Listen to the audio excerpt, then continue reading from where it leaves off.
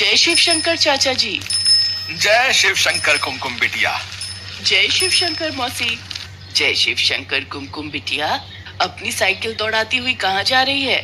मौसी, शिव मंदिर जा रही हूँ। आज सोमवार है ना, तो भगवान भोलेनाथ का दूध से अभिषेक करूंगी और खीर का प्रसाद भी बनवाना है। मंदिर में दूध और चावल दे आई थी। पंडित जी राह देख रहे होंगे, खीर बनाने में उनकी मदद करूंगी। जीती रहे बेटी, सचमुच कितनी प्यारी बच्ची है। भगवान शिव की कितनी पूजा करती है। इसके लिए अच्छा सा लड़का मिल जाए और इसकी शादी हो जाए तो इसके माता पिता की चिंता दूर हो जाएगी। कुमकुम एक पढ़ी लिखी संस्कारी लड़की थी। वो बचपन से ही भगवान शिव की बहुत पूजा करती थी। कुमकुम को ये संस्कार अपने माता पिता से ही मिले थे। ये लो माँ, ये लो बापू खीर का प्रसाद। अच्छा, मैं राधा के घर जा रही हूँ। सुबह से उसने कितनी बार बुलावा भेज दिया। सुनो जी, कल कुमकुम की सहेली राधा की शादी में भी जाना है। कुमकुम अपनी सहेली के घर चली जाती है, पर उसके पिता का चेहरा उदास हो जाता है और वो फूट फूट कर रोने लगते हैं। सुनो जी, अगर आप ऐसे रो दोगे तो मुझे भी रोना आएगा। क्या आपको भगवान शिव पर भरोसा नहीं है? वो हमारी कुमकुम को कुछ नहीं होने देंगे। उन पर भरोसा रखो। कुमकुम का जन्म भगवान शिव के आशीर्वाद से ही हुआ था। फिर भला वो उसे कुछ कैसे होने देंगे? हम सब तो ईश्वर की संतान हैं। हमारी कुमकुम तो भगवान शिव की बेटी है। वो उनकी इतनी पूजा पाठ करती है तो वो उसे उसका फल अवश्य देंगे। हमने बचपन से ही भगवान शिव के प्रति कुमकुम की आस्था को जगाए रखा है। हमारी बेटी अल्पायु नहीं, दीर्घायु है। पर सोमलता, पंडित जी के कहे अनुसार हमारी पुत्री की कुंडली में भारी संकट है, जिससे उसकी... बस और कुछ मत बोलो। मुझे भगवान शिव पर पूरा विश्वास है कि वो हमारी कुमकुम को प्रत्येक संकट से बचाएंगे। 20 वर्ष की आयु में कुमकुम के जीवन पर एक भारी संकट की आशंका थी। कुमकुम की कुंडली में भी कुछ ऐसा ही लिखा था, जिस कारण उसके माता पिता सदैव चिंता में रहते थे। सब लोग राधा की शादी में पहुंचते हैं। मौसी जी, अब तो मेरी भी शादी हो रही है। आप कुमकुम के लिए भी एक अच्छा लड़का ढूंढकर इसे ब्याह दो। नहीं, मुझे शादी नहीं करनी। मैं अपने माँ बापू को छोड़कर कहीं नहीं जाऊंगी। बेटियां तो पराई होती है कुमकुम। उन्हें अपने माता पिता का घर छोड़कर अपने ससुराल, अपने राजकुमार के साथ जाना ही होता है। ठीक है, मेरे लिए कोई राजकुमार आएगा तो मैं चली जाऊंगी। ठीक? इस बात पर वहाँ खड़े सब लोग हंस लेते हैं और कुमकुम भी खूब हंसती है।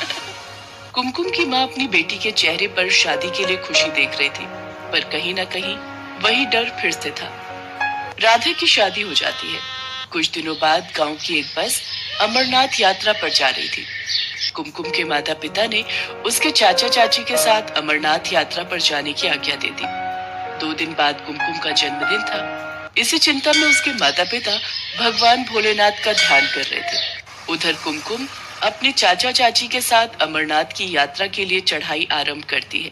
हाँ कुमकुम, थोड़ा पहाड़ से किनारे से हटकर चलो। ठीक है चाचा। चाची जी, आपको ठंड तो नहीं लग रही? मेरे पास एक गर्म स्वेटर और है, दूं? हाँ दे ही दे। और कहीं चाय मिल जाए तो थोड़ी देर बैठकर चाय पी लेते हैं। ठीक है, तुम दोनों यहाँ बैठो, मैं सामने कैंप से चाय लाता हूँ। कुमकुम के चाचा चाय लेने के लिए चले जाते हैं। कुछ देर बाद वो आगे की यात्रा तय करते हैं। रात हो रही थी। कुमकुम के चाचा चाची और कुमकुम एक कैंप में रात गुजारने के लिए रुक गए। कुमकुम, जन्मदिन की ढेर सारी मुबारक। आज तुम्हारा जन्मदिन है और तुम पूरे 20 बरस की हो गई हो। जीती रहो बेटी, भगवान शिव तुम्हें लंबी आयु प्रदान करें। शुक्रिया चाचा जी, शुक्रिया चाची जी। चाचा जी, मैं थोड़ी देर आसपास घूम लूं? ठीक है बेटी, पर ज्यादा पहाड़ के किनारे पर मत जाना। कुमकुम आसपास का वातावरण देखने लगती है। अमरनाथ पर बसे पहाड़ बहुत सुंदर लग रहे थे। बर्फानी गुफा बस कुछ ही दूरी पर थी। कुमकुम ओम नमः शिवाय का जाप कर रही थी। हे शिव शंकर, आज आपके आशीर्वाद से मैं आपके परम धाम अमरनाथ की यात्रा कर रही हूँ। आज मेरे जन्मदिन पर मुझे आशीर्वाद दो भगवान।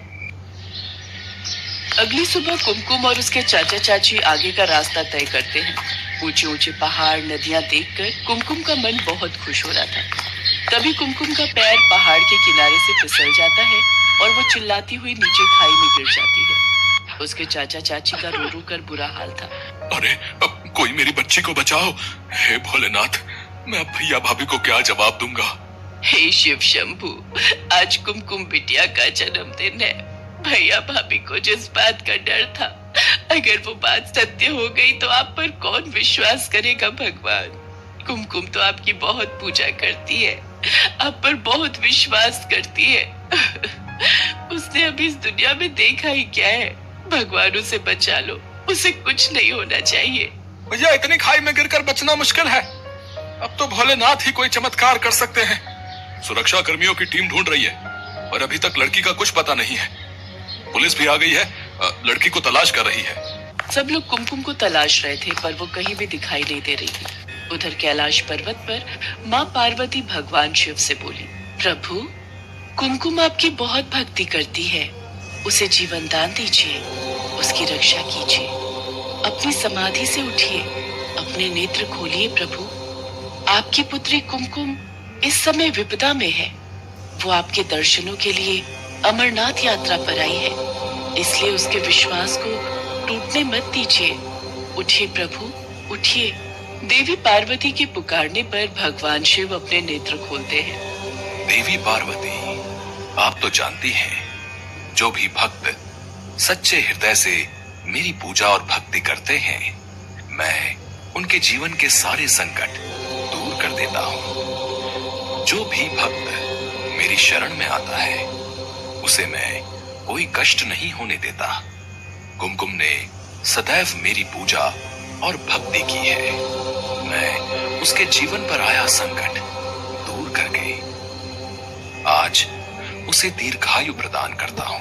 कुछ देर बाद कुमकुम झाड़ियों के बीच बेहोश पड़ी दिखाई देती है। उसे जरा सी भी खरोच नहीं आई थी। ये देखकर सब लोग हैरान रह जाते हैं।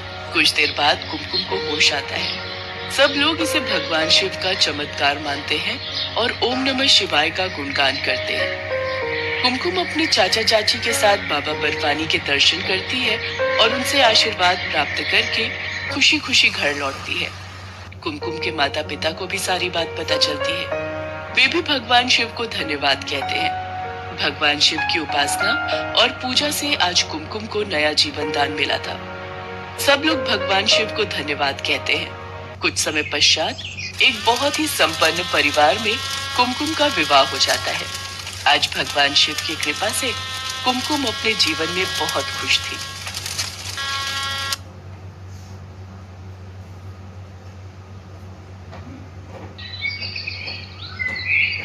मम्मी पापा कैसे हो आप? अरे आरती, आ गई तू? आजा आजा।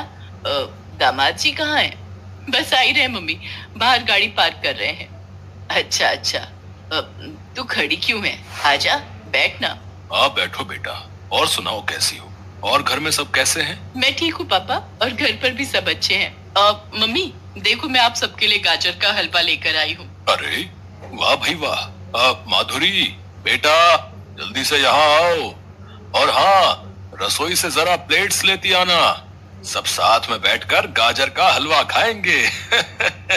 अपने ससुर की बात सुनकर माधुरी फौरन प्लेट्स लेकर बाहर की तरफ जाने लगी, लेकिन वो बाहर आ पाती उससे पहले ही उसके पांव कुछ सुनकर रुक गए। रुकिए पापा, भाभी को मत बुलाइए, उन्हें अंदर ही रहने दीजिए। अरे पर ऐसा क्यों बेटा? ओफो पापा, आपने कुछ भी नहीं समझते हो। मम्मी आप ही समझाओ ना इन्हें। ठीक बोल रही है आरती, आप भूल गए क्या? अपनी आरती माँ बनने वाली है, और ऐसे में उस मनहूस का साया भी नहीं पड़ना चाहिए इस पर। क्या बोल रही हो शीला? माधुरी तुम्हारी बहू है, उसके बारे में तुम्हें ऐसे नहीं कहना चाहिए। मम्मी ने वही कहा है पापा जो भाभी के बारे में सब बोल रहे हैं। मेरी सासू माँ ने तो यहाँ आने से भी मना कर दिया था, और वो भी सिर्फ भाभी की वजह से। बड़ी मिन्नतें करनी पड़ी मुझे, तब जाकर मानी है, वो भी इस शर्त पर कि मैं यहाँ आऊंगी तो भाभी से दूर ही रहूंगी। सही तो है। अब तू ऐसा कर, हमारे कमरे में चल, वहीं चलकर बातें करते हैं। अब सुनो जी, दामाद जी आ जाएं तो उन्हें भी अंदर ही लेकर आना। इतना कहकर शीला अपनी गर्भवती बेटी आरती को लेकर अपने कमरे में चली गई, और माधुरी वहीं रसोई के बाहर खड़ी आंसू बहाती रह गई। उसमें इतनी हिम्मत भी नहीं थी कि वो आगे बढ़कर अपने साथ हो रहे इस बर्ताव के खिलाफ कुछ बोल सके, क्योंकि अब वो भी हार मान चुकी थी। माधुरी और सुकेत की शादी को 7 साल पूरे होने जा रहे थे, लेकिन अब भी माधुरी की गोद सुनी थी। ना तो डॉक्टर्स की दवा काम आ रही थी और ना ही भगवान से की हुई प्रार्थना। माधुरी की सास और ननद के साथ साथ खुद सुकेत ने भी अब यही मान लिया था कि माधुरी एक बांझ है जो कभी मां नहीं बन सकती। भैया, आप आ गए, कैसे हो आप? अरे अरे, आराम से, जरा देखो तो इसे। माँ बनने वाली है लेकिन अब तक बचपना नहीं गया इसका। इसकी गलती नहीं है बेटा, अभी उम्र ही क्या है, शादी को बस 1.5 साल ही तो हुआ है और देखो इतनी जल्दी खुशखबरी भी देने वाली है। इसकी सास तो इससे इतनी खुश है कि बस क्या ही कहूँ। सच में बड़ी नसीब वाली है वो, जो इतनी जल्दी उनके घर बच्चे की किलकारियां गूंजने वाली है। शीला तारीफ तो अपनी बेटी की कर रही थी, लेकिन इस तारीफ की आड़ में निशाना उसकी बहू माधुरी ही थी, और इस सब में आरती और सुकेत उसका पूरा साथ दे रहे थे। माफ कर दो माँ, सच में बहुत दुख है इस बात का मुझे कि मैं आपको दादी बनने का सुख नहीं दे सका अब तक। अरे ना ना मेरे बेटे, तू क्यों दिल छोटा कर रहा है? इन सब में तेरा क्या कसूर है? ये सब तो उस कुलक्षणी का क्या धरा है। जाने कौन से पाप किए हैं करमजली ने, जिसकी सजा इसके साथ साथ हमें भी भुगतनी पड़ रही है। वैसे पिछले हफ्ते तो गए थे ना आप लोग नई डॉक्टर के पास, क्या कहा उसने? वो क्या कहेगी, बस वही कि ये टेस्ट करवा लो, वो टेस्ट करवा लो। अरे अगर कुछ होना होता तो इतने सालों में हो ही जाता। बात साफ है, ये मुई बांझ है, बांझ। ये कभी हमारे वंश को आगे नहीं बढ़ा सकती। एक औरत होकर तुम ऐसी बातें कैसे कर सकती हो शीला? अब बस भी करो। और वैसे भी डॉक्टर ने सिर्फ माधुरी को नहीं बल्कि सुकेत को भी टेस्ट करवाने को कहा था, जिन्हें सुकेत ने कभी नहीं करवाया। आखिर आप कहना क्या चाहते हैं? तो क्या हमारे बेटे में कमी है? हे भगवान, लगता है ये नासपीटी तो काला जादू भी जानती है। जरूर कुछ मंत्र पढ़कर इन पर फूंक दिए हैं। सुकेत बेटा, अब बस बहुत हो गया, कुछ तो करना ही होगा तुझे। अब हाँ माँ, बताओ ना मुझे क्या करना चाहिए। आप जैसा बोलोगी मैं करूंगा। तो बेटा सबसे पहले तो इस मनहूस को अपने जीवन और इस घर से निकाल कर बाहर कर, और फिर तू दूसरी शादी कर ले। शीला, तुम्हारा दिमाग तो ठीक है, हैं? तुम्हें अंदाजा भी है कि आखिर बोल क्या रही हो? अपने बेटे का घर खुद अपने हाथों से तोड़ रही हो।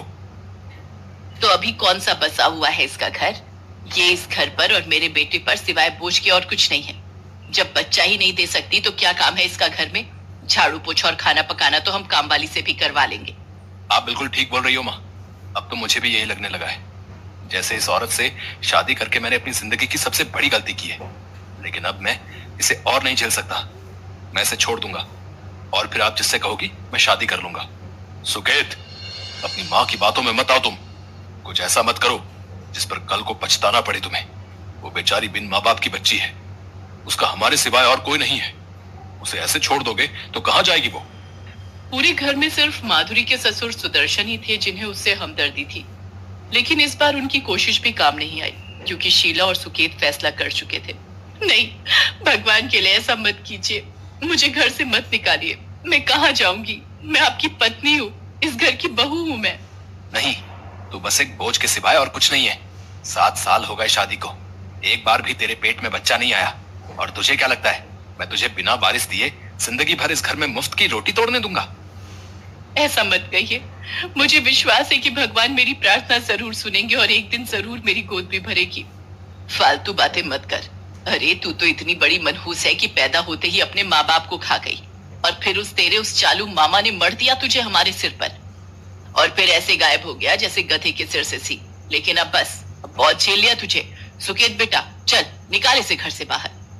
माधुरी रोती रही, गिड़गिड़ाती रही, लेकिन सुकेत ने माधुरी को घर से बाहर निकाल ही दिया, और ये माधुरी के आत्मविश्वास पर बहुत गहरी चोट थी। माधुरी से ये सब बर्दाश्त नहीं हुआ और उसने खुदकुशी करने का फैसला लिया। उसने एक बस के नीचे आकर अपनी जान देने की कोशिश की, लेकिन बस के ड्राइवर ने बिल्कुल सही वक्त पर ब्रेक लगाकर इस हादसे को टाल दिया। फिर बस में से एक महिला बाहर निकली और उसने माधुरी को डांटते हुए कहा, तुम्हारा दिमाग खराब है क्या? इस तरह बस के सामने आने का क्या मतलब है? इस बस में सारे के सारे बच्चे हैं, तुम्हें अंदाजा भी है कि क्या हो सकता था? उस महिला की बात सुनकर माधुरी फूट फूट कर रोने लगी और उस महिला से हाथ जोड़कर माफी मांगने लगी।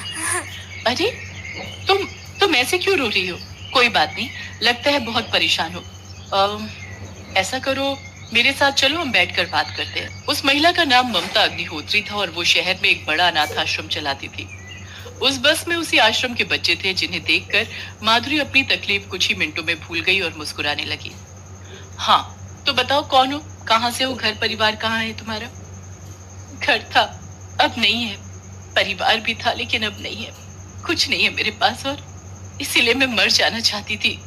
माधुरी ने रोते रोते सब कुछ ममता को कह दिया। उसकी आप बीती सुनकर ममता को बहुत बुरा लगा। सच में पता नहीं क्या होता जा रहा है हमारे समाज को। देखो इन्हें, ये सब भी या तो अनाथ हैं या तुम्हारी तरह अपनों के सताए हुए, लेकिन इन सब ने खुशी से जीना सीख लिया है और अब ये तुम्हें भी सिखाएंगे। ममता की बात सुनकर माधुरी को जैसे जिंदगी का नया मकसद मिल गया। उसने एक बार भी नहीं सोचा और ममता के अनाथ आश्रम में रहने के लिए तैयार हो गई। ममता की बात बिल्कुल सही साबित हुई और कुछ ही दिनों में माधुरी बच्चों के साथ ऐसे घुल मिल गई जैसे वो सब उसके अपने ही बच्चे हों। ऐसे ही पूरे 2 साल गुजर गए और फिर एक दिन, माधुरी बच्चे तैयार है ना? वो लोग किसी एक ही बच्चे को अडॉप्ट करेंगे। जी दीदी आप चिंता मत कीजिए, मेरे बच्चे बहुत ही प्यारे हैं। बस दुख इस बात का है कि इनमें से एक आज हम सबको छोड़कर चला जाएगा, लेकिन खुशी भी है कि उसे एक बेहतर जिंदगी मिल सकेगी। माधुरी अपने साथ कुछ बच्चों को लेकर बाहर आई, लेकिन फिर जो हुआ वो चौंकाने वाला था। बच्चे को अडॉप्ट करने के लिए बाहर सुकेत खड़ा था और साथ में उसकी माँ शीला भी थी, जो माधुरी को देखते ही उसके पैरों में गिर पड़ी। बहू मुझे माफ कर दे, मैं हमेशा तुझे ही बान समझती रही, जबकि सच तो कुछ और ही था। खोट तुझ में नहीं मेरे बेटे में था, और इस बात का पता मुझे तब चला जब मैंने इसकी दूसरी शादी करवाई।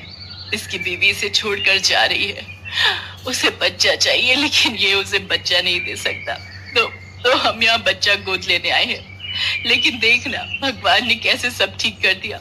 सुकेत बेटा तू परेशान ना हो, अब वो कल मुही जाती है तो चली जाए, हमें हमारी माधुरी मिल गई है और आज यहाँ से एक बच्चा भी मिल जाएगा। नहीं, ना तो मैं यहाँ से जाऊंगी और ना ही कोई बच्चा आप लोगों के साथ जाएगा। अब मुझे लगता है कि जरूर आपने और आपके बेटे ने कुछ पाप किए होंगे जिनकी सजा आपको भगवान ने दी है। तो अब मैं और मेरे बच्चों में से कोई भी आप लोगों के पापों का भागीदार नहीं बनना चाहता। तो दरवाजा